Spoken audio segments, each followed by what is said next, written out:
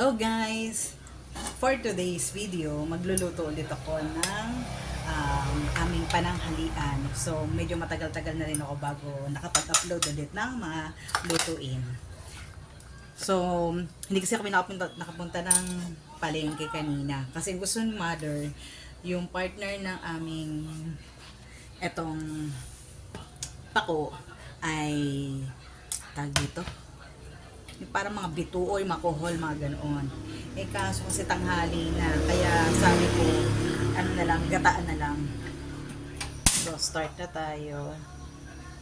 So, gagataan ko na lang siya na may konting kalabasa and konting hipon din ang palasa. So, lagyan ko na ng mantika. Wala tayong fresh na gata, kaya ang gagamitan din natin ay Coco Mama. Ano yan? Oh, sarap yan. So, lagyan natin ng luya. Ay, pwede ko ba lagyan ng ano? So, so hindi ko nakalalagyan na sana. Okay. Balik. Sarap. Gusto ko sana lagyan ng konting alabang. Eh, wag na daw. Kasi meron naman daw kasing hipon na. Next, lagyan na natin ang sibuyas bawang.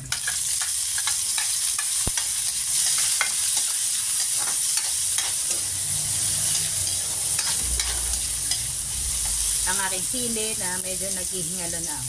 Nag-iisa na lang. Baka masyadong anghang, baka umanghang, baka makalsyempo tayo ng anghang na rin. Gusto niya pahati daw. Ganun baka ako sumasyempo ang kami maanghang.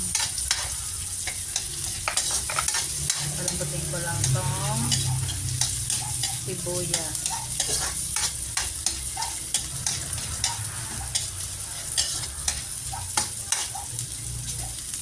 Mag-start na ulit tayo mag-upload. Medyo busy-busy lang.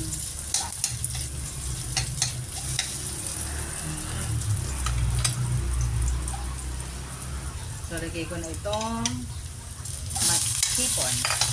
Manok. Manok daw ito. Hipon. Lagyan ko ng konting pampila na konting asin. Salt.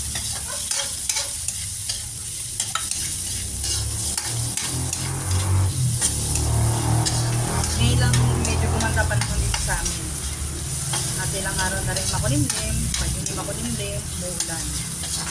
Dahil sa sama talaga ng panahon.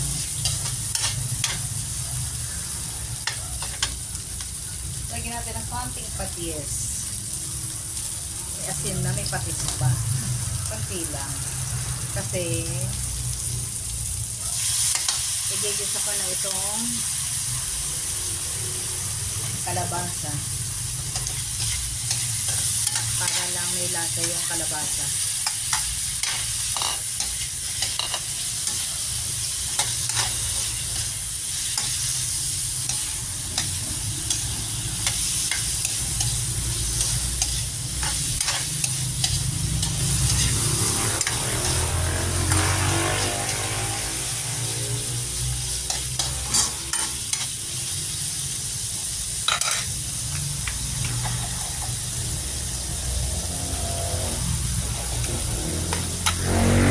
Dahil wala tayong gata, fresh gata, so wala tayong pangalawang gata.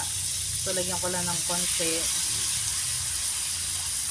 And, lalagyan natin ng tubig para lumambot.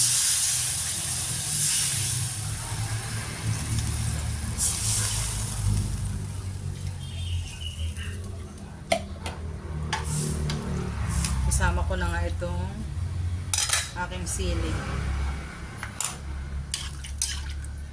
Yan, pakuluan ko lang hanggang sa lumambot yung kalabasa. Tapos may atimplahan ko na. Ayan, lalagyan na natin ang pako.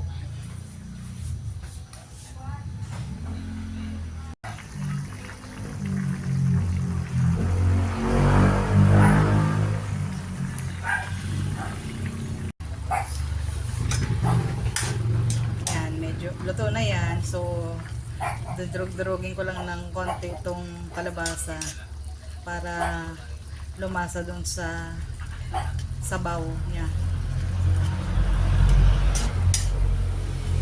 Nadudurog din naman kasi ito, kaya durugin ko na.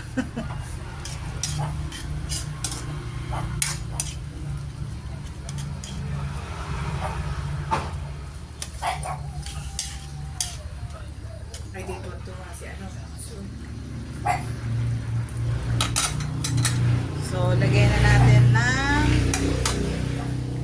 lagay ko na itong natitirang gata.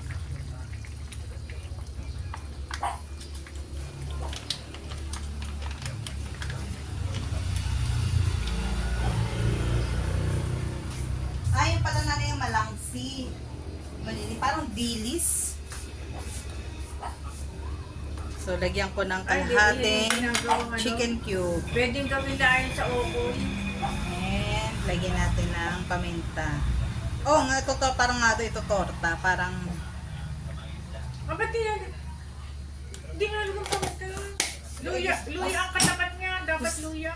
ay gusto ko eh. Hindi daw nilalagyan ng paminta, pero gusto ko may paminta. Dala ko ang nagluluto. Kaya wala kasi samong pit mo. Si Almo.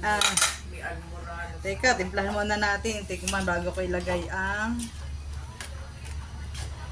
Nanay, okay na bagangan to? Sabaw na ito? Nadadagdagan ko pa. Yan mo na. Dadagdagan. Kaya nga, dadagdagan ko pa. Sige, ano ba yun? Okay, dagdagan ko daw ng water. Ano, tama na to. Tama na. Ang dami. Dagdagan mo na. Kasi ang gumabay ang kampo niya. Wow. Alam mo, ang dami namin gata nilagay. Isang paklaang naman. Tama na. Tama na. Kailangan kong pakuluan at tikman. Hatiin ko na to, no? Oo naman. Para may lasa. Hatiin ko na. Ay. Hatiin na natin. Parang ito mahati. Nahati pala mabilis. So, pakuluan ko lang para matikman ko. Ano, nanay? Ano na yan? Malambot na yung avocado? Dahil maraming avocado ngayon. So, every time may binibigyan kami ng avocado, pag nahinog, ginagawa ni nanay, lalagyan lang niya ng gatas. Masarap ang gatas lang. Tapos lalagyan niya lang sa ref. So, meron na kaming dessert. Lagyan niya sa freezer. Lagyan mo rin ng kaunting gulay. Na? Abi, platito nila. Wait lang. Titikman muna natin. Tingnan natin kung may lasa ba. Nakakahiya naman. Bibigay kami doon sa kapitbahay na bibigay ng ano, ng bola-bola. Siyempre nakakahiya naman kung wala pang lasa. No? Kailan luto ng gata.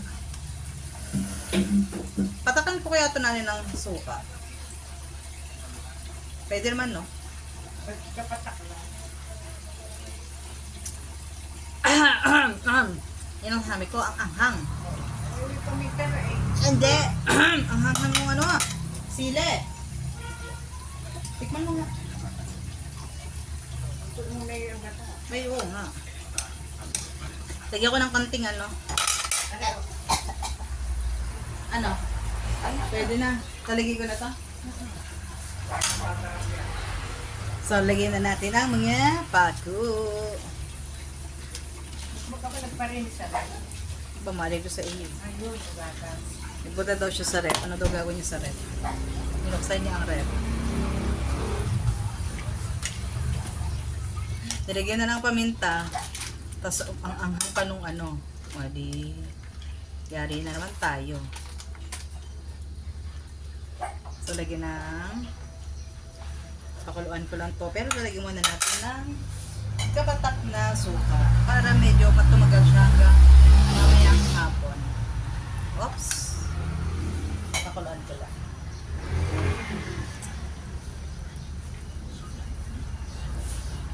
Malambot na ba Uy.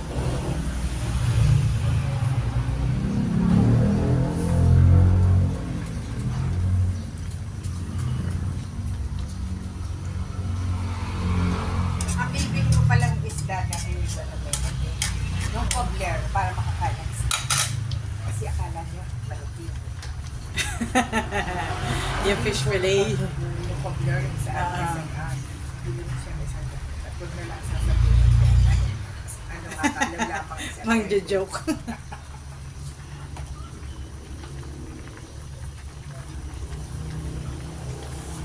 Pakuluan ko lang siya ng ilang minuto kasi naglagay tayo ng suka.